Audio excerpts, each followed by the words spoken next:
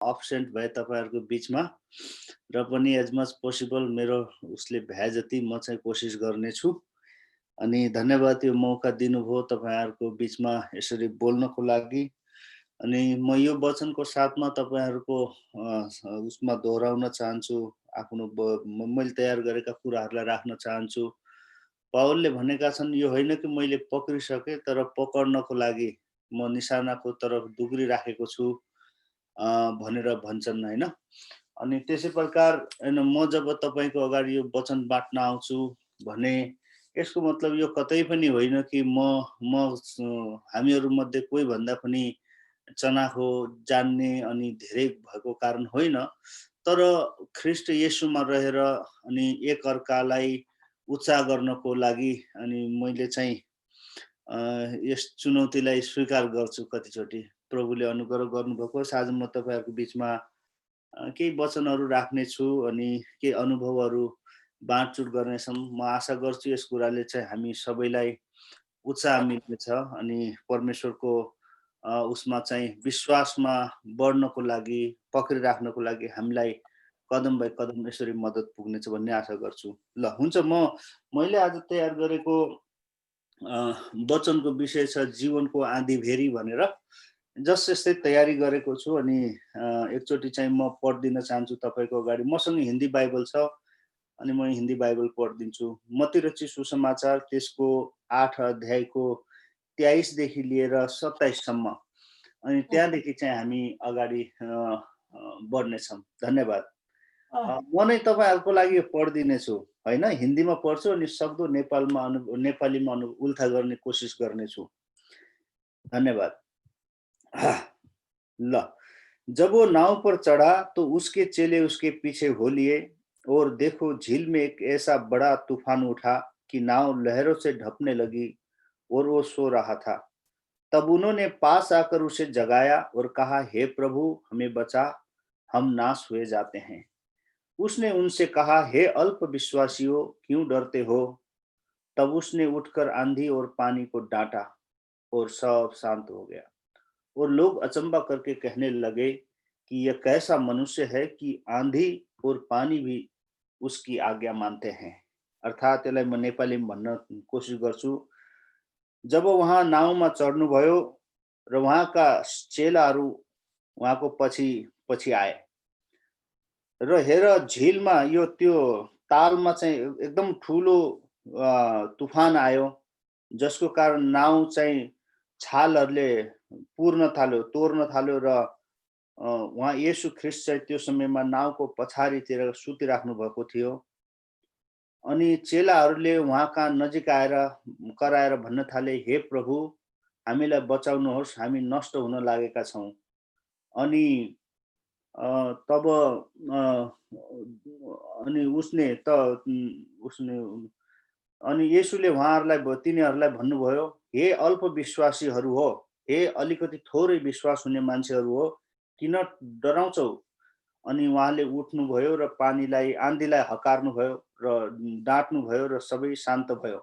अनि यो सबै कुरा देखेर तिनीहरू अचम्म भए र एक अर्कालाई भन्न थाले, यो कस्तो मान्छे हो कि पानी र आँधीले पनि यसको हुकुम मान्छन्, आज्ञा मान्छन् भनेर चाहिँ आपसमा गफ गर्न थाले।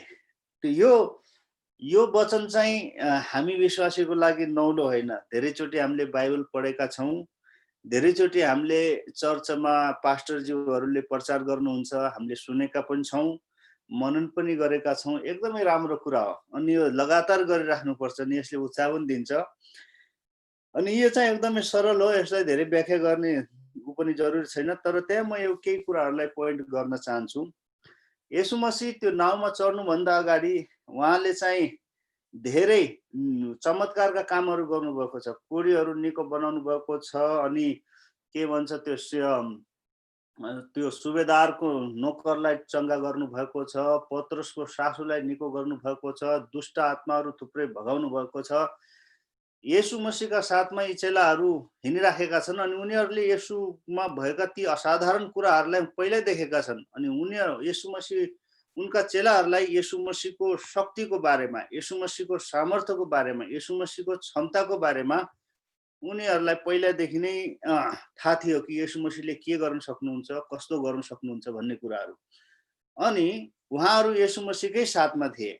अनि जब उहाँ तालदेखि भएर पारीपट्टि जाँदै गर्दाखेरि ठुलो तुफान आइसके। तुफान आउँदाखेरि उनीहरूको जो इन्फर्मेसन थियो अनि जो पनि यीशु मसीहको विषयमा जानकारी थिए या मत थिए, अनि त्यो तुफानको कारण तिनका मतहरू, जानकारीहरू सबै काम लागेनन्। अनि उनीहरूलाई आफ्नो प्राण कसरी बचाउने होला भन्नेतिर लाग्न थाल्यो। अनि उनीहरूले येशू मसीहसँग साधारण व्यवहार गरे अनि आएर भन्न थाले, हे प्रभु, तपाईँलाई हाम्रो चिन्तै छैन क्या हो, हामी त अब मर्न लाग्यौँ त। अनि येशू जुरुक्क उठेर उहाँलाई भन्नुहुन्छ तिनीहरूलाई, ए अल्पविश्वासीहरू हो, तिमीहरूको विश्वास कता गयो भनेर भन्नुहुन्छ नि उहाँले आँधी र तुफानलाई डाँटिदिनुहुन्छ। अनि यो कुरालाई चाहिँ हामीले हेर्न सक्छौँ। हाम्रो जीवनमा हामी सबै त्यो पत्रस जस्तै गरेर एकै किसिमको अनुभवदेखि भएर नगएका हुन सक्छौँ। अनि सायद हामी सबै त्यो नाउँको अवस्था, हाम्रो जीवनका फरक फरक नाउँहरू हुन सक्छन्, हाम्रा जीवनका फरक फरक तालहरू हुन सक्छन्, हाम्रा जीवनमा फरक फरक आँधी तुफानहरू हुन सक्छन्। अनि त्यो समयमा हामी सबै मान्छेदेखि भएर जान्छौँ। अनि येशू ख्रीष्टले भन्नुभयो, म पछाडि हिँड्ने मान्छेले आफ्नो क्रुस बोकेर आओस्। अनि त्यो मान्छेले चाहिँ क्षमा गर्नुहोस्, मेरो चाहिँ अलिकति ब्याट्री कम हुन लागेछ, यसलाई म अफिसमा गएर चार्ज गरेर साथमा कुरा गर्छु। म एकैछिन, म यहीँ छु। सोच्न सक्छौँ। अनि आफ्नो बारेमा हामीले जे भने तापनि हाम्रो रियल आइडेन्टिटी चाहिँ परमेश्वरलाई थाहा छ। अनि त्यो आइडेन्टिटी चाहिँ हामी हराएका मान्छे, यसकारण येशू ख्रीष्ट आउनुभयो। अनि यदि कतिपय समयमा हामीले आफ्नो बारेमा यो त्यो यताउता यो एन्ड सो भनेर डिस्क्राइब गरे पनि, मान्छेहरूलाई भने पनि, वास्तविक कुरा चाहिँ हामी हराएका कसरी हो भने हाम्रो अनकन्सियस कुराहरूले, हाम्रा जो अवचेतन मनले चाहिँ हाम्रो पुरानो आइडेन्टिटीलाई, हाम्रो पुरानो पहिचानलाई कतिपय समय बोकेर हिँडिराखेको हुन्छ। चाहे हामीले बाहिर जे लेप लगाए पनि यस्ता कठिन परिस्थिति आउँदाखेरि त्यो कुराहरू देखिने गर्छन्।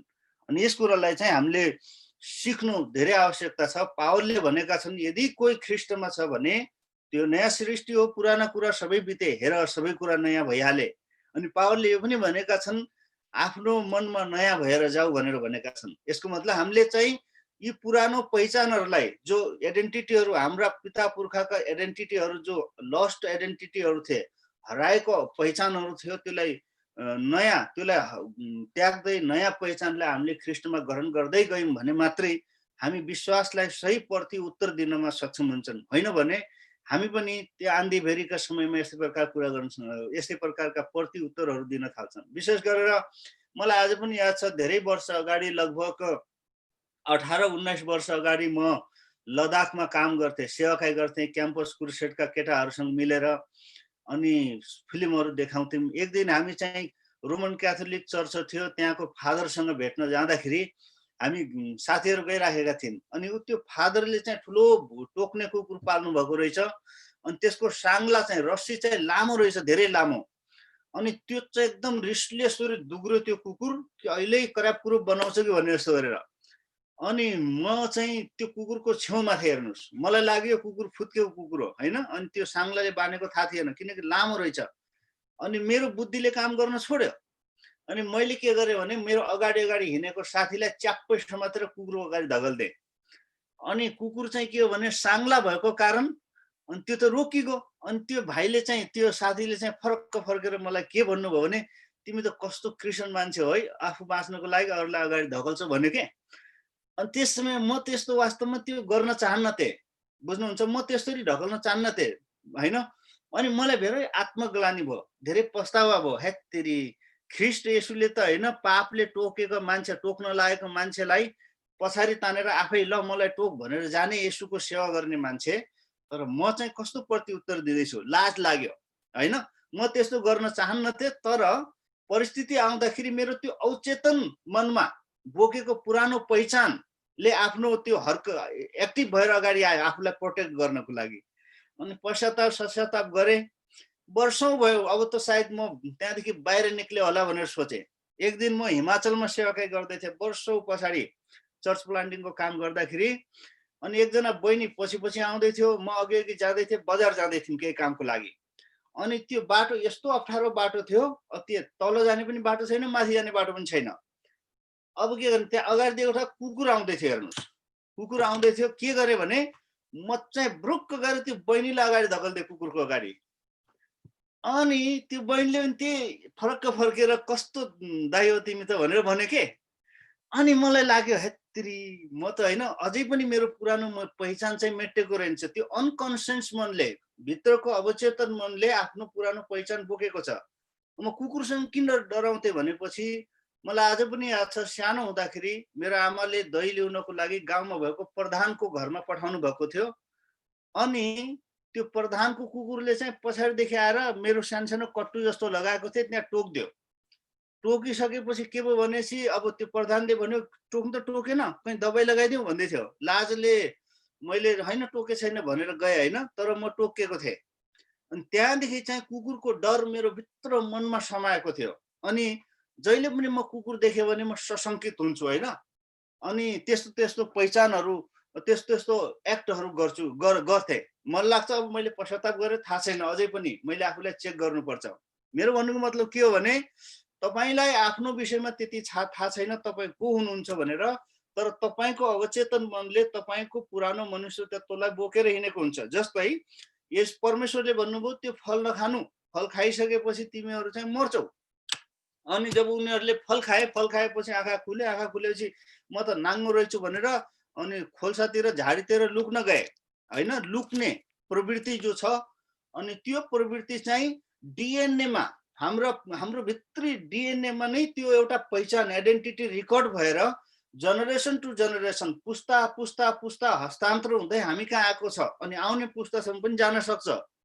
अनि यिनी सबै कुराहरू चाहिँ हामीले आफ्नो बारेमा जे भने पनि म फलानु, म ढिस्कानु, म यो त्यो भने पनि हाम्रो त्यो पहिचान छ एउटा कुरा।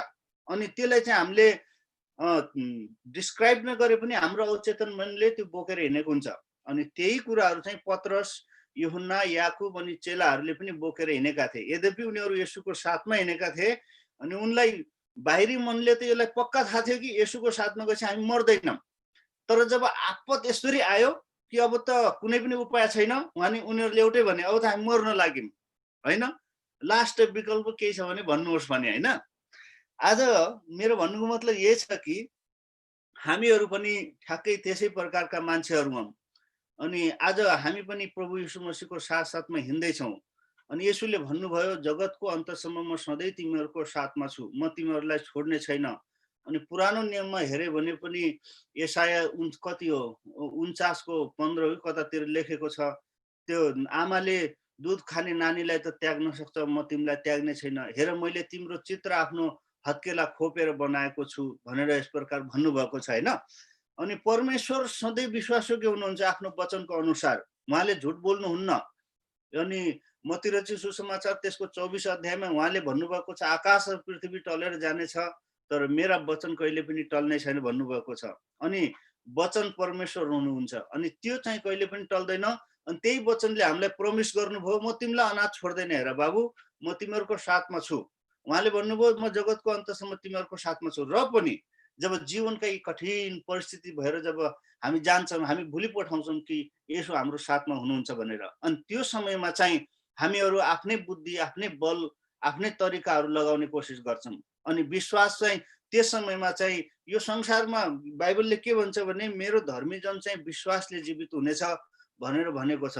तर यो संसारले हामीलाई के सिकाउँछ भने मान्छे बाँच्नु छ भने बाठो हुनुपर्छ, मान्छे बाँच्नु छ भने अलिकति पढे लेखेको हुनुपर्छ, मान्छे बाँच्नु छ भने आइडिया लगाउनु पर्छ। अनि धेरै प्रकारका तरकिबहरू संसारले हाम्रो अगाडि राखिदिएका हुन्छन्। अनि त्यस्तो अवस्थामा जब हामी कठिन परिस्थिति भएर जाँदाखेरि हामीले विश्वासको त्यो उसलाई विश्वासको एउटा प्रदर्शन गर्न छोडेर सांसारिक टुलहरूलाई, सांसारिक औजारहरूलाई हामी प्रयोग गर्न थाल्छौँ जीवनलाई सर्भाइभ गर्नको लागि, बचाउनको लागि। धेरै कुरा छन्। तर आज येशूको प्रश्न यही छ, तिम्रो विश्वास कता गयो ए साना विश्वासीहरू हो होइन। यद्यपि ती चेलाहरूले थुप्रै चमत्कारहरू देखेका थिए होइन, पत्रसका सासु निको भएका देखेका थिए। अनि थुप्रै प्रकार त्यो कोरी होइन, त्यो कोरी एकदम आङ फत्रकै गलेका मान्छे तुरुन्तै निको भएको पनि देखेका थिए। अनि त्यो के अरे अर्को त्यो के अरे त्यो सिपाहीको त्यो कमान्डरको दास निको भएको पनि थियो। धेरै कुराहरू भएका थिए। अनि जब परिस्थिति आयो त्यसै भुली पठाए, हामी पनि त्यस प्रकार भुली पठाउँछौँ। म के भन्न चाहन्छु भने हामीले आफ्नै प्राणलाई शिक्षा दिनुपर्छ। शिक्षा विश्वासमा शिक्षा दिनलाई अगाडि दिँदै अगाडि जानुपर्छ। कतिपय कुरामा हामी शारीरिक रूपमा बढेका छौँ अनि हामी मान्छेले हेर्दाखेरि चाहिँ परिपक्व जस्ता देखिन्छौँ। मान्छेले हेर्दाखेरि अलि जुङ्गा दाढी पनि आएका छन्। हामी अलिकति उमेर गएको जस्तो पनि देखिन्छौँ होइन? तर पनि कतिपय कुराहरूमा हामीले विश्वासमा आफूलाई तालिम दिन नसकेका कारण कतिपय समयमा हामी अझै पनि साना बालकहरू जस्तै प्रतिक्रियाहरू पनि गरिराखेका हुन्छौँ। त आज परमेश्वरको यही उ छ कि इच्छा छ कि हामीहरू चाहिँ परिपक्व हौँ। अनि पावलले पनि यस कुरालाई कोट गरेर लेखेका छन् कि कहिलेसम्म त्यो दुध मात्रै पिउने, मासु पनि खानु, हड्डी पनि चबाउनु पर्यो हो कि होइन भनेर भनेका छन्। यसकारण हामी सधैँ बालक नरहौँ, हामी परिपक्वताको दशातिर बढेर जानुपर्छ। अनि परमेश्वरको जिम्मेदारी बोक्नको लागि चाहिँ हामीहरूलाई म यो कुरा सबै तपाईँलाई भन्दैछु, किन भन्दैछु भने म जानेर बुझेर बाठो भएर होइन, मैले जिन्दगीमा धेरै मूर्खता गरेको छु, धेरै प्रकार असफलताका लात्तीहरू खाएको छु, धेरै प्रकार त्यस प्रकार संसारका टुलहरूलाई प्रयोग गर्ने कोसिस गरेका छु। अनि मैले आफ्नो बारेमा यो प्रचार त्यो धेरै प्रचार गरेको छु, म यस्तो उस्तो भनेर त मुखले प्रचार नगरे पनि एक्सनले धेरै राम्रा प्रचार गर्ने कोसिस गरेछु। तर धेरैचोटि म आफैलाई एकदमै अप्ठ्यारो परिस्थितिमा पाएको छु जब मैले देखेँ हेत तेरी यो म हो, वास्तवमा यो म हो भनेर आफैलाई प्रश्न गर्ने गरेको छु। त्यो किन छ भने मैले अझै पनि आफूलाई दिनुपर्ने तालिमहरू दिएको रहेनछु भन्ने कुरा त्यहाँ मैले देखेको छु। तर हामीले चाहिँ परमेश्वरले अवसर दिनुभएको छ, हामीले आफूलाई तालिम दिनुपर्छ। अनि तालिम दिएर यति परिपक्व आएर कि यसुले यो भन्नु नपरोस् हामीलाई, तिम्रो विश्वास कता गयो ए अल्पविश्वासीहरू हो भनेर भन्नु नपरोस् कि स्याबास मेरो विश्वासयोग्य दास, त सानोमा विश्वासयोग्य भइस्, तँलाई म ठुलो कुराहरू दिनेछु भन्ने यसुले त्यो कुरा भन्नुभएको होस्। अनि हेर्नुहोस्, अनि एउटा कुरा के छ भने हामी विश्वासीहरू हौँ, परमेश्वरले हामीलाई चुन्नुभयो। कसैको थुप्रै इतिहास छन्, 5 साल 10 साल 20 साल 25 साल 30 साल हामी प्रभुमा आएका छौँ। अनि हाम्रो उद्देश्य के हो त? परमेश्वर हेर्नुहोस्, तपाईँको छोरा ठुलो भयो भने तपाईँले आफ्नो सम्पत्ति आफ्नो छोरासँग सेयर गर्नुहुन्छ, तपाईँले आफ्नो जीवित इच्छा लाइफ बिलहरू लेखेर दिनुहुन्छ। जब छोरा चाहिँ सानो हुन्छ तपाईँले आफ्नो चेक काटेर आफ्नो छोरालाई कहिले पनि दिनुहुन्न। अनि तपाईँले गाडीको चाबी आफ्नो छोरालाई कहिले दिनुहुन्न जब ऊ अन्डर 16 हुन्छ, किनभने त्यो नियमको विपरीत हो अनि खतरा पनि हो। त्यसै प्रकार हामीहरू पनि प्रभु यीशु मसीहको त्यो परिपक्वतामा नबढेसम्म हामी उहाँका कामको साझेदारीहरू बन्न गाह्रो हुन्छ। यसकारण परमेश्वरको सधैँ इच्छा यो छ कि मेरा छोराछोरीहरू त्यो परिपक्वताको अवस्थामा जाउन्, ताकि म मेरा जिम्मेदारीहरू मेरा छोराछोरीहरूलाई बाँट्न सकूँ भन्ने परमेश्वरको हृदय हो। यसकारण आज हामीहरू अनि त्यो परिपक्वता कसरी आउँछ त? धेरै किताब पढेर आउँछ भन्ने होइन, धेरै संसारका इन्फर्मेसन बटुलेर होइन, धेरै कुराहरू शब्दकोशीय भाषाहरू बोलेर पनि होइन। त्यो परिपक्वता तब आउँछ जब हामीले आफ्ना विश्वासलाई एक्सर्साइज गर्न थाल्छौँ, अभ्यास गर्छौँ। म धेरैचोटि भन्ने गर्छु, यदि तपाईँले जिममा गएर धमाधम एक्सर्साइज गर्नुहोस्, तपाईँका मसल्सहरू पाखुराहरू बलिया बलिया हिष्टपुष्ट भएर आउँछन्। तर यदि तपाईँ जिममा गएर एक्सर्साइज नगर्नुहोस् अनि मजाले भात मात्रै खाएर बस्नुहोस्, तपाईँको पाखुरा बढ्दैन। हेर्नुहोस्, तपाईँको पेट बढेर आउँछ होइन। यो शारीरिक नियमले पनि यस प्रकार भन्छ होइन। भनेपछि आत्मिक नियम पनि त्यही हो। प्रभु येशू मसीहले हामीलाई एउटा यो आत्मिक अभ्यास गर्नको लागि पावलले पनि भनेका छन्, तिमीहरू भित्री मनुष्य तत्वमा बलियो भएर जाऊ भन्नको अर्थ के छ भने आत्मिक यो विश्वासको अभ्यासलाई विश्वासमा एक्सर्साइज गरेर हाम्रा आत्मिक मसल्सहरूलाई बलियो बनाएर गयौँ भने परमेश्वरले पनि हेर्नुहुन्छ, अब यो छोरीले अब यो छोराले चाहिँ यति किलो भारी यसको काँधमा हाल्यो भने यसले बोक्न सक्छ है भनेर ढुक्क हुनुहुन्छ।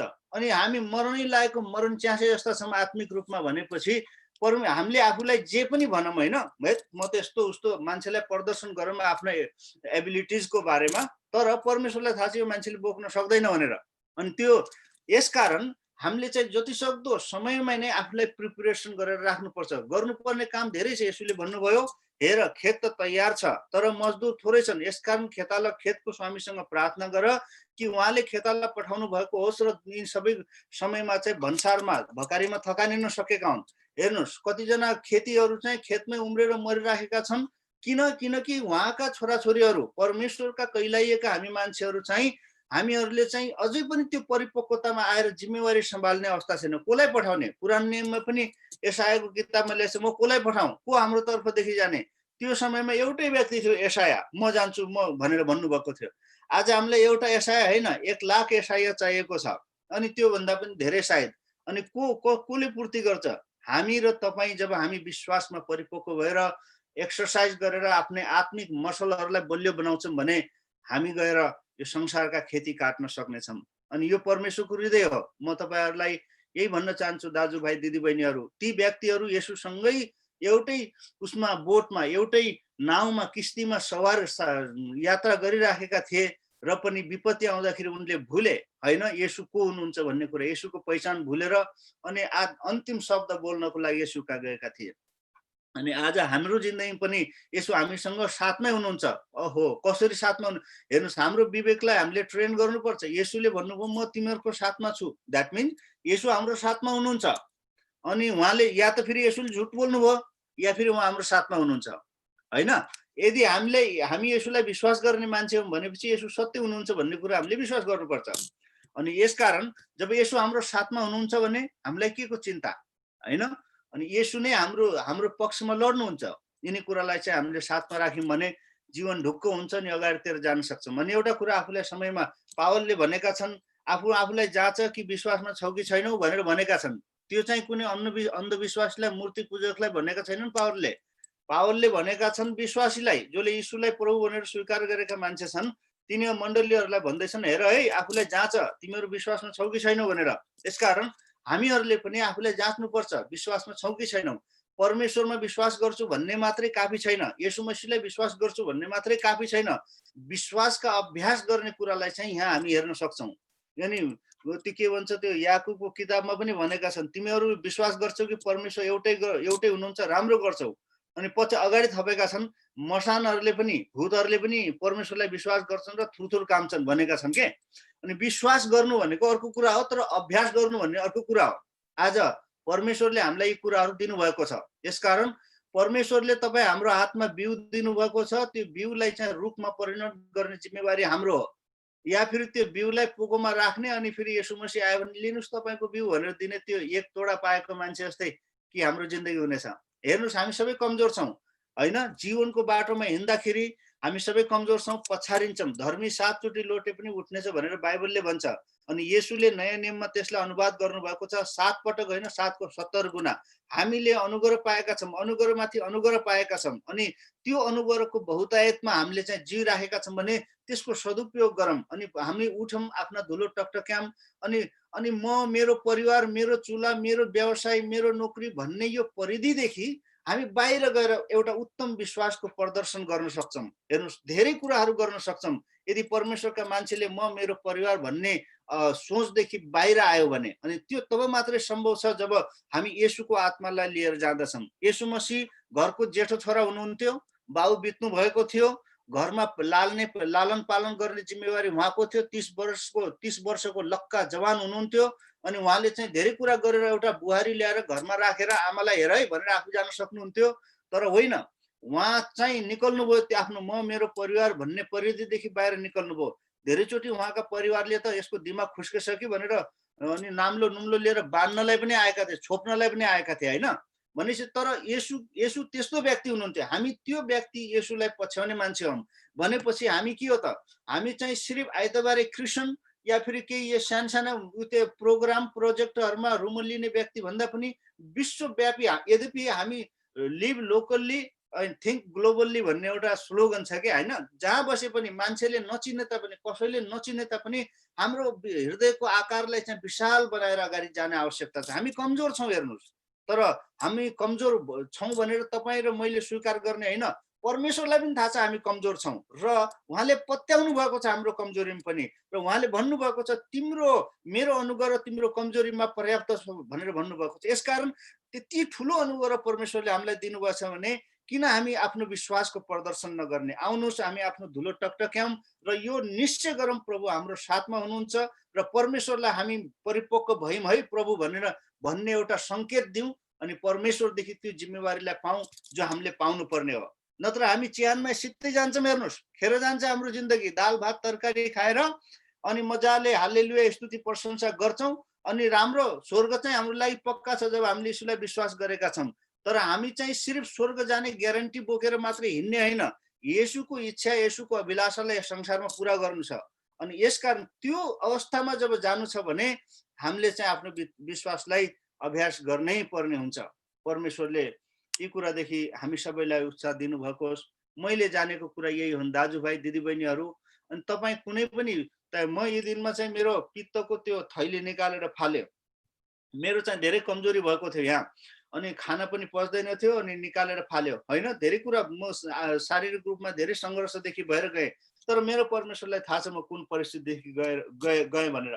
अनि त्यसै प्रकार हजुरहरू हामी प्रत्येक आफ्ना जिन्दगीका कुनाहरू कप्चेराहरूमा चाहिँ सङ्घर्ष गरिराखेका छौँ होइन। परमेश्वरलाई थाहा छ तपाईँ त्यहाँ सङ्घर्षरत हुनुहुन्छ भनेर। अनि त्यो आँधी भेरीमा पनि परमेश्वर तपाईँ हाम्रो साथमा हुनुहुन्छ। अनि उहाँले भन्नुहुन्छ शान्त भनेर, त्यो आँधीहरूलाई तपाईँलाई त्यस्तो अवस्थामा पनि शान्ति प्रदान गर्नुहुन्छ परमेश्वरले। अनि म आज परमेश्वरले तपाईँलाई यो कम्युनिकेसन गर्दै हुनुहुन्छ कि तपाईँको आँधी भेरी परमेश्वर त्योभन्दा ठुलो हुनुहुन्छ। अनि परमेश्वरले ती आँधी भेरीमा पनि तपाईँलाई स्थिरता दिनुहुनेछ। तपाईँलाई कुनै प्रकारका डर, कुनै प्रकारका त्रस, कुनै प्रकारका अनहोनी हुने एउटा दुर्घटनाको उदेखि भएर जानु पर्दैन।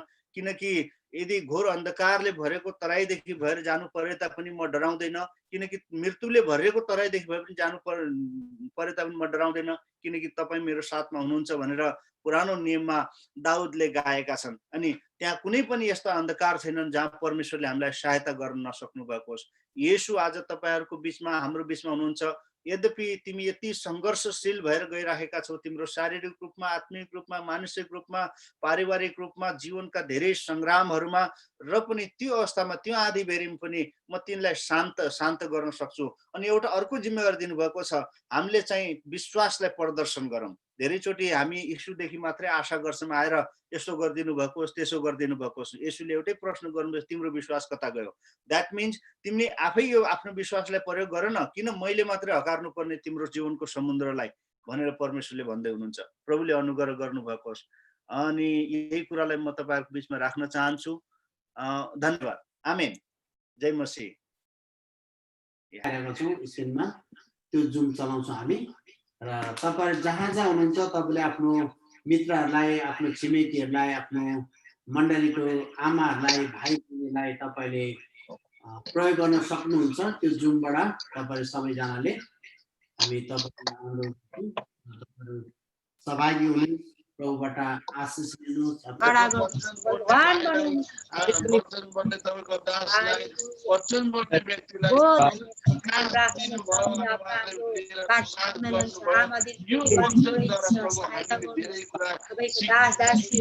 आशिष दिनुहोस्, किनभने तपाईँ परमेश्वर आज यो डिभोसनलाई प्रभु तपाईँ परमेश्वरले विशेष उद्धारकर्ता येशू ख्रीष्टको पवित्र अनि उच्च नाममा आमेन। जय मसीह। सबैलाई जय मसीह। जय मसीह। जय मसीह।